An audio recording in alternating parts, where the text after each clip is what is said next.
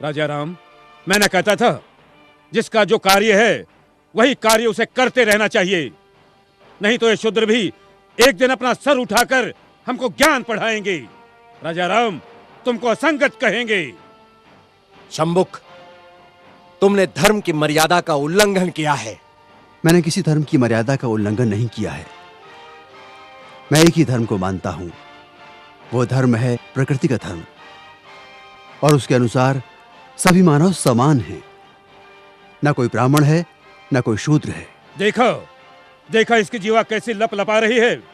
भविष्य में शास्त्र धर्म की शिक्षा लेकर तुम राजा राम को ही आह्वान दोगे। ऋषि, हमें किसी राजसत्ता और वैभव की लालसा नहीं है। हमें तो सिर्फ एक मानव जैसा जीवन व्यतीत करना है। और फिर बस समाप्त करो तुम्हारे वचन। 2 अक्षर क्या पढ़ लिए, हमें ही ज्ञान की भाषा सिखाने लगे। राम, ये अपराधी है और इसे दंड मिलना ही चाहिए, नहीं तो ऐसे पापियों के कारण हमारे राज्य में आपत्ति आ सकती है। आपके धर्म की पाप और पुण्य की कल्पना से मैं अच्छी तरह परिचित हूं। वो सारा पाखंड आपने अपने स्वार्थ के लिए रचा है और सारी प्रजा को मूर्ख बना रहे। अपनी वाणी को रोको शंभुक। हम अपने परम पूज्य गुरु का और अपमान नहीं सह सकते। तुमने धर्मोल्लंघन किया है, जिसके कारण हमारे राज्य में एक ब्राह्मण पुत्र की अल्पायु में मृत्यु हो गई। हम अपने राज्य के ब्राह्मणों को और व्यथित नहीं कर सकते शूद्र। किंतु ब्राह्मण पुत्र की मृत्यु का कारण मैं कैसे हो सकता हूं? हे राजन, बड़ी नम्रता से दुस्साहस कर रहा हूं। आप तनिक अपने मन दर्पण में झांक कर तो देखें, तो आपको पता चलेगा कि आज की और कल की आपकी छवि में कितना अंतर पड़ा है। हे मर्यादा पुरुषोत्तम, राजा के अहंकार को कुछ क्षण के लिए त्याग कर तो देखो। मुझे स्वप्न में भी आशा नहीं थी कि देवताओं के मान्यवर दशरथ पुत्र राम का इतना नैतिक पतन हो जाएगा। किसी ने बस कह दिया तो आपके सोचने की शक्ति क्षीण हो गई। राजदंड की आड़ में ऋषियों का वध करने के लिए उद्युक्त हो गए। दोषी मैं नहीं राजा राम, अपितु ब्राह्मण पुत्र की मृत्यु के लिए दोषी आप हैं। अपनी विष उगलती जिह्वा को रोको शंभुक। मुझे भयभीत करने की चेष्टा न करो राम। जब जब किसी शूद्र ने परंपरागत सामाजिक दास्तां की बेड़ियां तोड़ने की चेष्टा की, तब तब धर्मांधों ने उसकी हत्या कर दी। मुझे मृत्यु का भय नहीं राम। एक शंभुक जाएगा तो दूसरा शंभुक निश्चित ही पैदा होगा।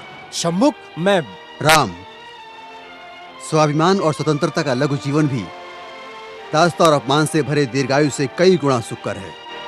अब यदि एक भी शब्द तुम्हारे मुख से और निकला तो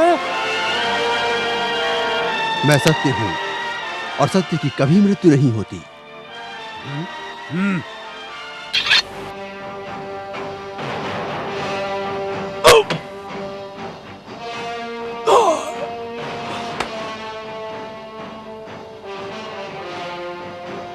न्याय प्रिय प्रभु रामचंद्र की जय। न्याय प्रिय प्रभु रामचंद्र की जय। न्याय प्रिय प्रभु रामचंद्र की जय। न्याय प्रिय प्रभु रामचंद्र की जय। न्याय प्रिय प्रभु रामचंद्र की। करो, जय जयकार करो। ब्राह्मणों के जाल में फंसे श्री रामचंद्र की जय जयकार करो। कपट से बाली का वध करने वाले श्री रामचंद्र जी की जय जयकार करो। अपनी पत्नी का त्याग करने वाले श्री रामचंद्र की जय जयकार करो।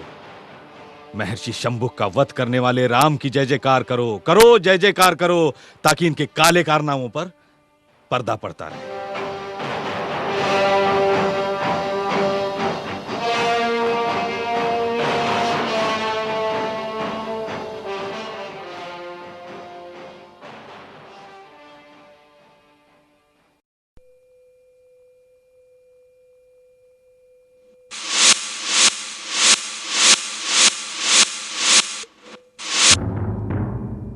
अगर तुम्हें धनुर्धारी बनना ही है तो जाओ, अभ्यास करो। अभ्यास करने से कुछ भी प्राप्त हो सकता है।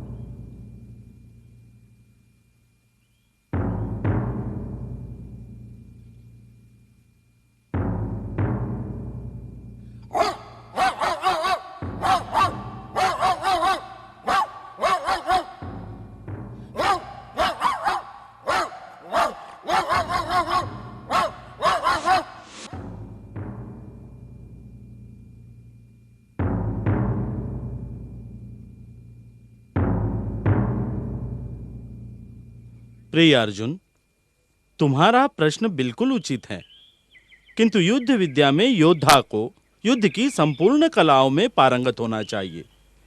केवल एक कला में पारंगत होने से कोई भी पूर्ण योद्धा नहीं हो सकता। किंतु गुरुदेव, धनुर्विद्या को तो सर्वश्रेष्ठ कहा गया है। तुम तो जब तब अपनी प्रशंसा में मगन रहते हो। मेरी प्रशंसा? हाँ, धनुर्धारी होना। भीम, तुम्हें विषय को भटकाना अच्छी तरह आता है। भीमराता की तो ये आदत है, बिना किसी कारण के किसी से भी उलझ पड़ते हैं। किंतु नकुल, तुम क्यों भीम भ्राता की बात पर कटु टिप्पणी कर रहे हो?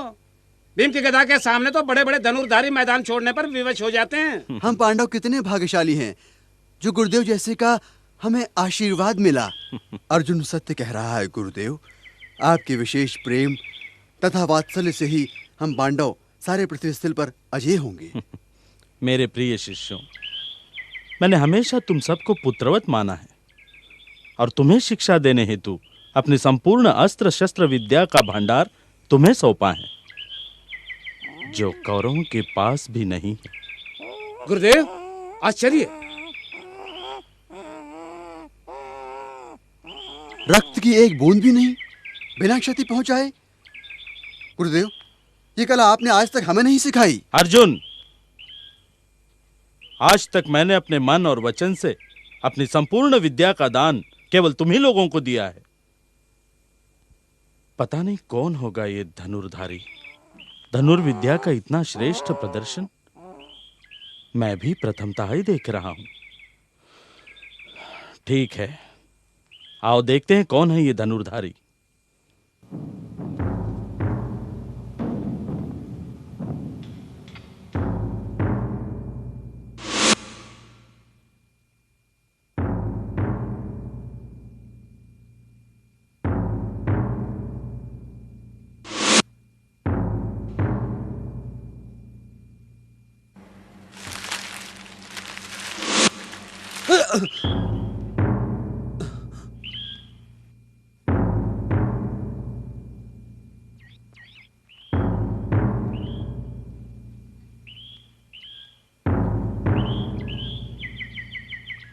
कौन हो तुम लोग?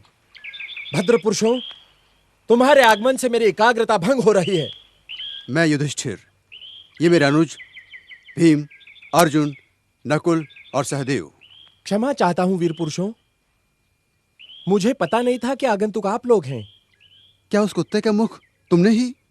जी हां मान्यवर, वो मेरे अभ्यास की एकाग्रता को भंग कर रहा था। कहां से सीखी है ये कला? कौन है तुम्हारे गुरु? मेरे गुरु हैं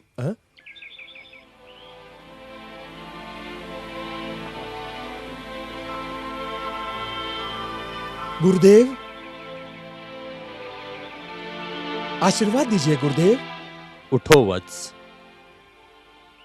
हे वीर पुरुष, कौन हो तुम? तुम्हारी कला का श्रेष्ठ प्रदर्शन देखकर हम प्रभावित हुए। धन्य भाग मेरे गुरुदेव, आप स्वयं चलकर मेरे अभ्यास स्थल तक आए। हे वीर धनुर्धारी, कहां से सीखी है तुमने ये कला? कौन है तुम्हारे गुरु? किस वंश के हो तुम? गुरुदेव, मेरा नाम एकलव्य है, मैं आदिवासी हूं। आदिवासी? आदिवासी और धनुर्विद्या? किसने सिखाई है तुम्हें ये विद्या? गुरुदेव, चलिए आप स्वयं उनके दर्शन कर लीजिए। चलिए गुरुदेव।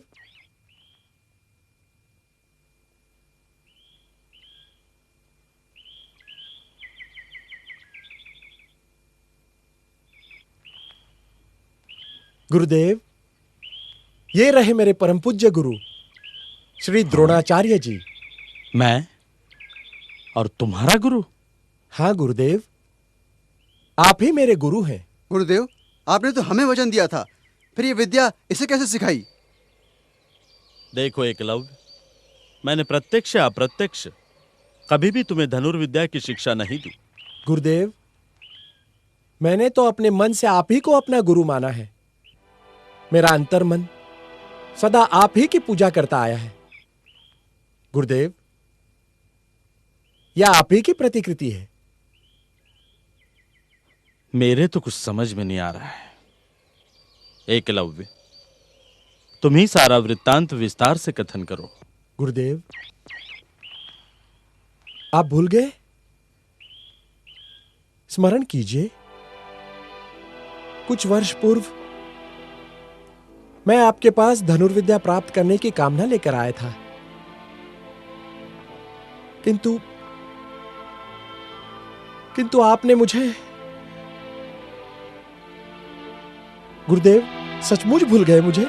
युद्ध कला में सबसे महत्वपूर्ण आयाम है एकाग्रता।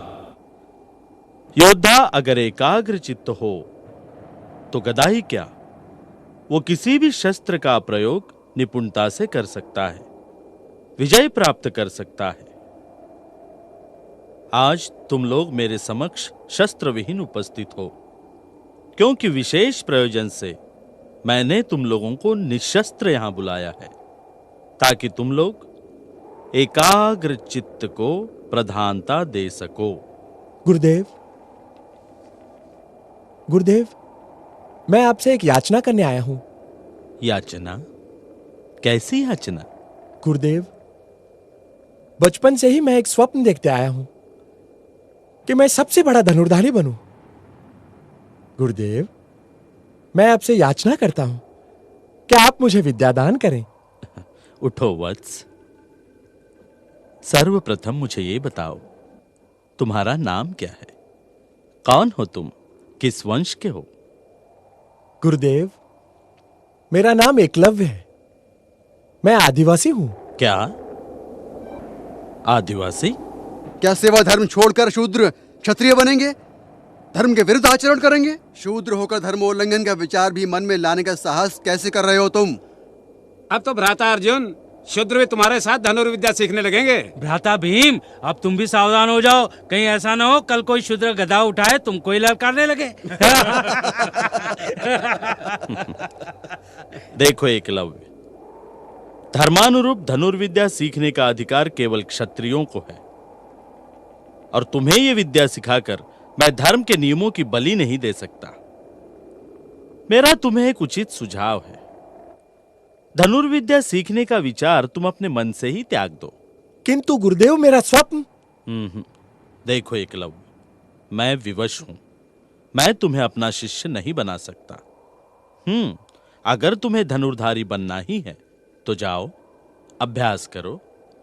अभ्यास करने से